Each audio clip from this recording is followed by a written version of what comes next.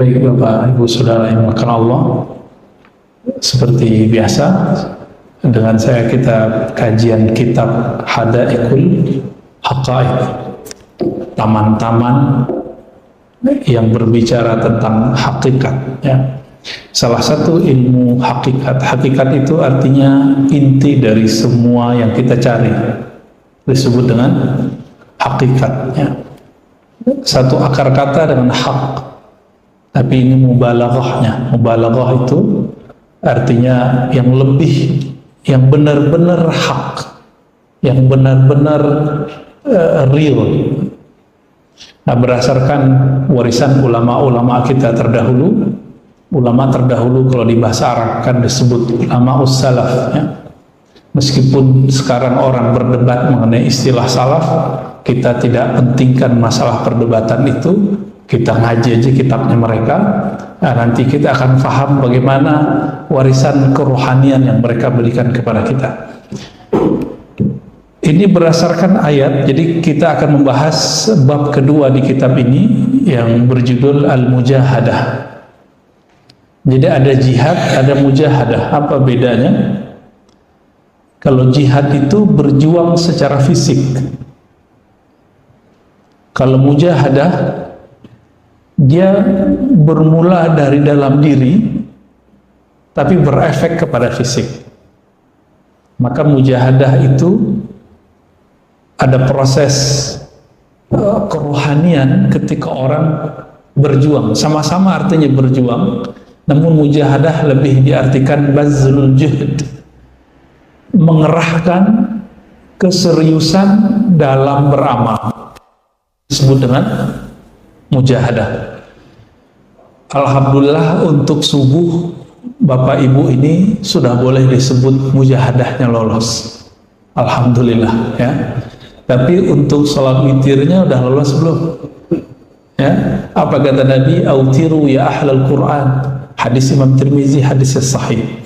Berwitirlah wahai pencinta Quran, wahai keluarga Al-Quran. Apakah kita termasuk keluarga Al-Quran? Maka dilihat dari istiqomah berwitir. Maka salah satu ciri pencinta Al-Quran pasti dia salat witir. Kata Abu Hurairah radhiyallahu ta'ala anhu, "Awsani khalili," aku diwasiatkan oleh kekasihku Nabi Muhammad sallallahu alaihi wasallam 3 hal. Salah satunya adalah tidak tidur kecuali dalam witir atau berniat untuk witir. Nah, witir minimal 1 rakaat, kalau bisa 2+1, kalau bisa 11 rakaat. Nah, namun kuantitas tidaklah penting, yang penting adalah kualitas yang kontinu. Walaupun cuma 1 rakaat, 3 rakaat, tapi Bapak kerjakan setiap hari, setiap malam, sudah menjadi kekasih Allah. Innallaha witrun yuhibbul witra. Allah itu witir, mencintai orang yang melaksanakan witir. Nah, semoga kita bisa bermujahadah, dinaikkan Pak nanti. Dinaikkan dari mujahadah subuh, pejuang subuh kata mereka. Jadi pejuang subuh itu kalau diartikan bahasa Arabnya mujahid. Ya, mujahadah itu perbuatannya, orangnya disebut dengan mujahid. Ya. Berdasarkan banyak ayat di Quran, yang paling penting di situ adalah surat Al-Ankabut ayat 69. Walladzina jahadu fina lanahdiyannahum subulana. Dan orang-orang yang jahadu, yang mengerahkan keseriusannya fina, di dalam kami, itu harfiahnya ya. Kita artikan harfiah dulu secara letter like. Lanahdiyannahum subulana, kami akan beri mereka petunjuk jalan-jalan kami. Nah, di sini coba dilihat, ternyata dalam bermujahadah orang akan menemukan banyak jalan. Jadi bedakan jalan tauhid satu, jalan tauhid satu, yaitu asyhadu an la ilaha illallah. Tapi untuk merasakan kehadiran yang punya nama Allah itu Disebutkan di sini lanahdiyannahum subulana. Kami akan hidayahkan mereka, akan ilhamkan kepada mereka banyak cara. Istilah pejuang subuh itu menurut saya adalah bagian dari lanahdiyannahum subulana. Dalam Al-Quran kalimatnya pakai la. La di sini bukan lam alif, tapi la yang berarti sungguh. Lalu ada kalimat di belakangnya pakai nun, nun taukid. Taukid artinya sungguh juga, berarti dua kali sungguhnya. Sungguh kami akan benar-benar menunjukinya. Jadi sudah dua kali jaminan. Tapi depannya apa? Jahadu, dia harus bermujahadah dulu. Oleh karena itu, untuk mencapai merasakan hadirnya Allah di dalam kehidupan kita, wajib bermujahadah.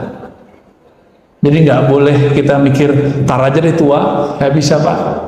Orang yang mudah beramal itu yang tua atau muda, yang sehat atau sakit, yang sering sakit tua atau muda biasanya? Tua.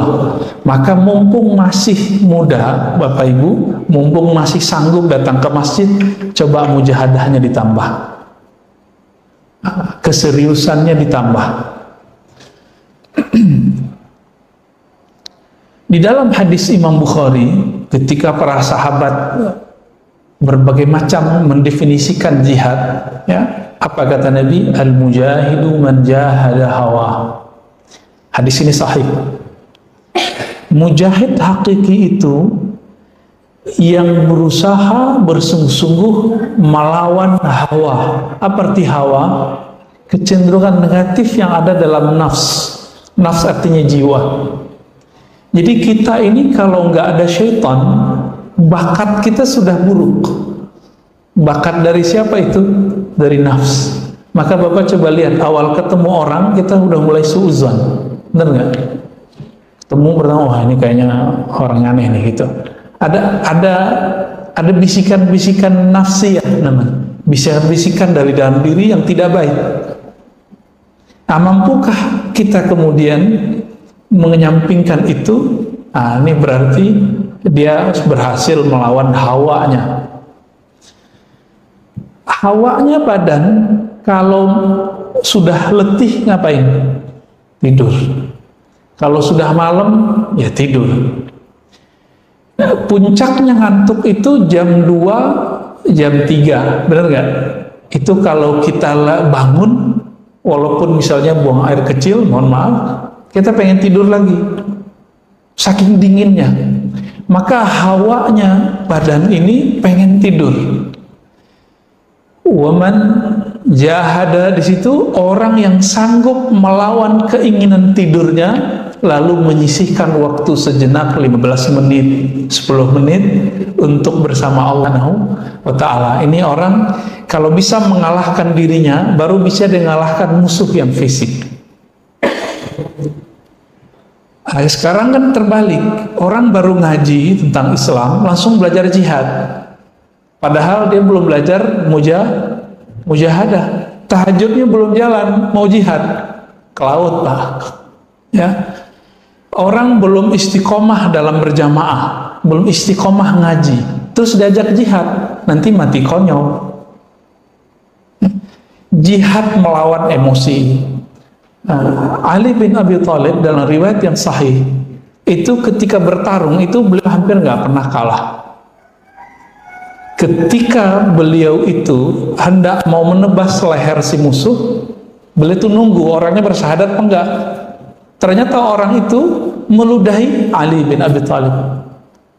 Awalnya beliau ingin menebas leher orang ini karena dia menghujat Allah. Tapi ketika orang ini meludahi Ali bin Abi Thalib, beliau merasa tersinggung, egonya kena. Tapi di situ beliau kemudian mampu melawan jihad hawanya. Kalau dia menebas orang ini karena tersinggung oleh ludahan, maka itu bukan jihad fisabilillah. Maka Ali bin Abi Thalib sudah lolos jihad fillah, baru dia benar jihad fi sabilillah. Sekarang mohon maaf, orang-orang yang barusan ditangkap itu, yang mereka berniat ingin katanya jihad di negeri kita, Pak, ngebom, udah latihannya di daerah mana kemarin, Jawa Tengah ya, nyewa rumah lalu mereka latihan jihad. Nah ini kita juga bertanya sama mereka, ente mau jihad apa? Negeri kita walaupun seburuk-buruk negeri ini, pemimpinnya masih muslim. Tapi yang paling mereka benci siapa? Dan itu emang dari sononya, Pak, dari ISIS, Daesh bahasa Arabnya. ISIS ini yang paling mereka benci itu syurtoh bahasa Arabnya. Syurtoh artinya polisi. Karena polisi itulah yang nakap-nakapin mereka. Akhirnya perjuangannya karena merasa dizolimi, karena emosi dizolimi, bukan karena ingin menegakkan agama Allah Subhanahu wa ta'ala. Nah, ini yang tidak benar. Islam masuk ke negeri ini sudah dicatat dan diakui oleh ulama Al-Azhar, ulama Yaman, ulama dari mana-mana. Masuknya bukan lewat jalur perang, tapi masuknya dengan jihad qalbiyah ini, jihad nafsiyah. Jadi para ulama ketika masuk ke negeri kita, mereka nggak pakai pedang, tapi mereka mengalahkan egonya, berbaur dengan masyarakat, lambat laun Islam Indonesia tumbuh. Maka nggak usah khawatir, negeri kita Islamnya nggak akan cepat hilang. Kenapa? Karena masuknya nggak lewat perang, masuknya lewat budaya. Bapak cek semua budaya yang ada di negeri kita, itu pas dibuka ketemu ternyata ada dalilnya, tapi namanya sudah berubah. Nah, saya penelitiannya tentang itu lumayan lama ya. Sampai kita kaget-kaget yang dulu kita anggap ini budaya Hindu, ternyata hadis Nabi Sallallahu Alaihi Wasallam. Kembali ke sini. Jadi apa arti dari mujahadah?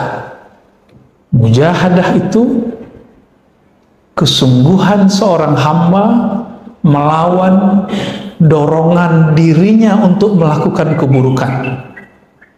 Itu level 1 sebenarnya. Ada lagi jihad yang versi kedua. Boleh dilakukan, tapi dia kemudian mengurangi. Nah, ini jihad level 2, disebut jihadnya orang-orang yang wara. Ya, apa kata Nabi? La yablughul 'abdu, tidaklah sampai seorang hamba ya kepada apa? Kepada ketakwaan, hatta yada'a, sehingga ia meninggalkan ma la ba'sa bih, hal-hal yang secara hukum halal. Kenapa? Khawatir terjebak kepada yang tidak halal. Maka yang makruh-makruh itu ditinggalkan. Yang halal tapi menyebabkan kepada yang haram itu ditinggalkan. Nah, ini sudah naik level orangnya. Jihadnya. Nah, disinilah muncul namanya jihad kalam. Kita ngomong, sembarang ngomong boleh. Tapi kalau nggak penting nggak usah ngomong. Di rumah kita mau makan nambah boleh nggak, Pak? Boleh ya? Tapi kalau mau jihad yang level 2 ini, kita kemudian berpuasa di saat orang nggak puasa. Kita nggak nambah di saat orang nambah. Kita boleh aja tidur kapanpun, tapi kita kurangi tidurnya. Nah, ini sudah masuk bagian dari jihad level 2. Nah, di dalam kitab ini dikatakan bahwa jihad itu atau mujahadah itu dapat dibagi 2. Ada mujahadah orang awam. Orang awam, orang umum kebanyakan kita. Itu mujahadahnya, perjuangan melawan dirinya, itu lebih fokus kepada taufiyatul a'mal, menyempurnakan amal yang zahir. Nah, ini hati-hati, Pak. Dari dulu kita di sini nih. Maka pertanyaan orang awam kepada gurunya, ustadznya selalu, Ustadz bolehkah ini, bolehkah itu? Ustadz apa pahalanya melakukan ini? Ustadz apa dalilnya melakukan ini? Selalu begitu. Pahala, dosa, boleh, tidak boleh. Sunnah, bid'ah, halal, haram. Ini pertanyaan orang awam. Tapi saya lihat sebagian bapak ibu ini sudah naik level rohaninya. Pertanyaannya bukan itu lagi. Bukan berarti pertanyaan yang tadi salah. Pertanyaan tadi benar untuk orang awam. Orang yang sudah berjuang melawan dirinya, kemudian dia ngaji, dia belajar, dia ingin menemukan kelezatan dalam ibadah, tapi nggak ketemu. Maka pertanyaannya bertambah. Ustadz, bagaimana caranya khusyuk? Nah ini udah naik Pak levelnya. Sudah mulai begitu nggak Pak pertanyaannya? Udah mulai ya? Beneran? Kalau sudah mulai, berarti Bapak mujahadahnya sudah mulai naik. Karena mujahadah yang kedua ini disebut mujahadatul khawas. Latihan kesungguhan orang-orang yang khawas. Apa arti khawas? Orang-orang yang spesial di sisi Allah Subhanahu wa taala. Nah, disebutkan di sini mereka berjuang itu bukan sekedar menyempurnakan amal zahir, tapi tasfiyatul ahwal. Ya, mereka mulai menyempurnakan ahwal rohani. Jadi mereka sudah mulai sadar bahwa orang itu soleh bukan dari zahir, tapi dari batinnya. Anak kita takut tidak sholat karena ada sapu lidi mau kita pukulin sama dia atau rotan. Itu lebih baik atau anak kita dia tiba-tiba sadar saya pengen sholat nih. Nah, mana yang lebih baik Pak? Yang sadar atau yang takut? Nah, kebanyakan kita membayangkan Allah itu menyeramkan. Allah itu suka menyiksa, maka kita sering ngomong ke anak, ntar kamu masuk ke neraka loh gitu ya. Ya. Saya punya kajian, isinya kajian itu membedah kitab yang mengkritik suatu aliran. Karena kajian itu sering orang message saya dengan kalimat neraka, neraka, neraka. Ente terdihisap loh, ente neraka loh gitu. Jadi orang-orang awam kebanyakan membayangkan bahwa Allah itu suka nyiksa aja gitu. Padahal Bapak cek ya di Quran, Allah lebih sering menyebut Rahman Rahim atau Allah sebagai Zuntiqam. Ya, yu'adzibu man yasha, itu dikit. Ya. Mengazab siapa yang dia mau. Ayatnya gak banyak Pak. Tapi setiap surat, selain surat Bara'ah, surat 9, surat Taubah, semua dimulai dengan Rahman, Rahim. Rahman, Rahim. Maka ciri-ciri orang yang sudah mulai masuk ke mujahadatul khawas, ya, perjuangan rohaninya sudah sampai ke level yang istimewa, mereka sudah mulai mengenal bahwa diri ini, kolbu kita lebih tepatnya, itu hanya bisa baik sejauh mana dia mengenal nama-nama Allah Subhanahu wa ta'ala. Maka semoga di sini nanti, atau sudah ada ya, kajian Asmaul Husna. Semoga nanti ada khusus Ustadz yang mengkaji Asmaul Husna. Kelembutan hati seseorang itu tergantung seberapa banyak nama Allah masuk ke dalam kolbunya. Jadi Bapak kalau pernah berpikir kenapa ya hati saya keras gitu? Pertanyaannya sederhana, dijawab dengan sederhana. Karena kamu jarang memasukkan nama Allah ke dalam kolbumu. Kolbu itu makanannya cuma satu Pak, nggak bisa pakai yang lain. Makanan cuma nama Allah. Dalilnya surah Ar-Ra'd ayat 28. Nggak ada yang lain. Al-Anfal ayat 2. Ya, nggak ada yang lain. Hanya itu. Jadi makanannya kolbu itu hanya menyebut nama Allah. Nama Allah yang diajarkan Nabi banyak, tapi beliau memberikan ada kekhususan pada 99 nama. Orang yang membaca nama ini sebelum dia masuk surga yang hakiki, dia telah merasakan surga bau-baunya di dunia. Apa kata Nabi? Surga itu dapat dicium dari 500 am masirah, dari 500 tahun perjalanan. Maksudnya apa?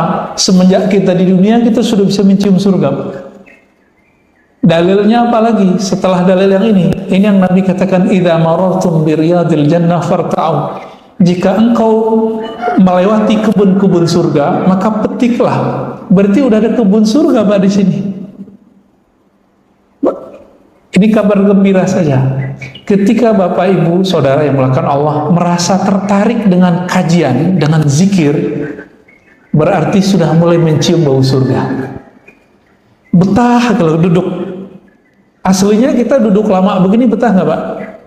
Nggak betah. Tapi kalau Bapak ini ruhnya sudah mulai mencium bau surga, maka akan mulai menikmati kebun-kebunnya. Nah, ini baru Riyadul Jannah nih. Riyadul Jannah itu di dunia itu ada dua. Pertama ta'lim, yang kedua zikir. Zikir ini bisa ibadah-ibadah yang lain. Inilah yang dikatakan oleh Imam Syafi'i, Imam Sauri, dan imam-imam yang lain, Imam Salafus Saleh. Apa kata mereka? Kalau bukanlah karena ilmu, kalau bukanlah karena tahajud, kalau bukanlah karena majelis zikir, aku tidak memilih tinggal di dunia. Jadi mereka itu betah tinggal di bumi. Kenapa? Karena ada tahajud, ada subuh berjamaah, ada ta'lim. Nah, ini yang bikin mereka betah, Pak. Ada zikir, baik zikir sendiri atau berjamaah. Ini yang bikin betah para ulama kita dari dulu. Nah, semoga kita mewarisi kerohanian mereka. Nah, ini sudah masuk nih mujahadatul khawas. Mujahadah orang-orang yang istimewa. Nah, pencirian berikutnya dari orang yang mujahadahnya sudah istimewa ini, mulai ada pergantian karakter. Karakter yang buruk berubah menjadi karakter yang baik. Nah, nanti bisa ditandain, Pak. Ketika kita berkeluarga, kita lebih banyak emosinya atau sabarnya. Ya. Ada interaksi dengan pasangan, dengan anak. Nanti dicek nih, subuhnya dan kajiannya sukseskah bagi ini? Bapak nanti kalau di rumah ada hal yang nggak sesuai dengan ego kita emosi atau kita berlapang dada lalu memperbaikinya dengan baik. Ini ciri-ciri Bapak ini gagal. Kalau ada masalah di rumah, itu cari kambing hitam. Masih kayak gitu nggak? Rajin sholat ke masjid. Ada berita di TV. Oh, ini karena siapa nih? Mulai nunjuk orang. Ini ciri-ciri orang belum masuk ke mujahadatul khawas. Mujahadatul khawas ini ciri-cirinya. Kalau dia seorang dai, dia seorang ulama, melihat umara salah, dia nggak kutuk, tapi dia doakan kebaikan. Bapak pernah sholat Jumat di Malaysia nggak? Di Brunei? Ada mungkin sebagian ya. Itu mereka kalau Jumatan doain pemimpin nggak? Doain keburukan atau kebaikan? Keburukan atau kebaikan? Kebaikan, Pak. Walaupun di belakang mereka ngomongin rajanya, Pak, saya tahu. Di belakang pada ngomongin. Tapi mereka setiap kali khutbah itu mengaminkan. Kenapa? Ternyata mereka difahamkan oleh guru-gurunya, ulama-ulamanya. Kata Nabi, ya, jika pemimpinmu baik, maka kalian baik. Jika pemimpinmu terlaknat, kalian terlaknat. Jadi hati-hati. Kita ini boleh nggak suka pemimpin, tapi haram mendoakan laknat bagi pemimpin. Inilah akidah Ahlus Sunnah. Akidah Ahlus Sunnah melarang berontak. Coba buka semua kitab akidah Ahlus Sunnah, itu tidak satu pun mengajarkan berontak. Kata Imam Salafus Saleh, Imam Tahawi, ya, apa kata beliau? Dan kami wanara, ya, kami mengatakan, memantapkan bahwa tidak boleh bagi seorang mukmin, seorang muslim keluar dari pemerintahan yang sah meskipun dia tidak suka. Maka Bapak ini dari melihat berita-berita kemarin, ya, tolong hati-hati, jaga lisannya ketika berkomentar. Kita silakan kritik pemerintah, tapi jangan kemudian mengatakan terlaknatlah pemimpin, hancurlah. Nah, itu jangan. Nanti tinggal balik itu, Pak. Mau dia siapa, mau dia kiai, mau dia siapa, benar berbalik sama dirinya. Nah, ini hati-hati, ya. Dulu ada banyak sahabat, ya, yang hidup di zaman gubernur yang sangat tirani, namanya Hajjaj bin Yusuf. Tapi mereka tidak pernah mendoakan keburukan bagi pemimpin itu, tapi mendoakan supaya tetap umat dijaga. Nah, saya dulu pernah mendoakan keburukan bagi pemimpin, dan saya minta ampun kepada Allah setelah membaca kitab-kitab akidah Ahlussunnah. Ternyata setiap, ini ciri-ciri ajaran Khawarij. Pernah dengar istilah Khawarij? Khawarij ini Nabi sebut kilabun nar. Kilabun nar artinya anjing-anjing neraka, Pak. Hati-hati. Apa ciri-cirinya? Suka memberontak. Suka memberontak, itu aja udah. Maka apapun alirannya, apapun pergerakannya, kalau sudah mulai masuk ke wilayah ini, itu harus di stop. Nah, alhamdulillah Allah selamatkan diri saya dan teman-teman kita. Akhirnya kita belajar akidah Ahlussunnah lagi. Ya, dulu pernah ikut yang begitu-gitu, Pak. Ya, gerakan-gerakan yang aneh-aneh. Nah, saya nggak usah sebut nama gerakannya.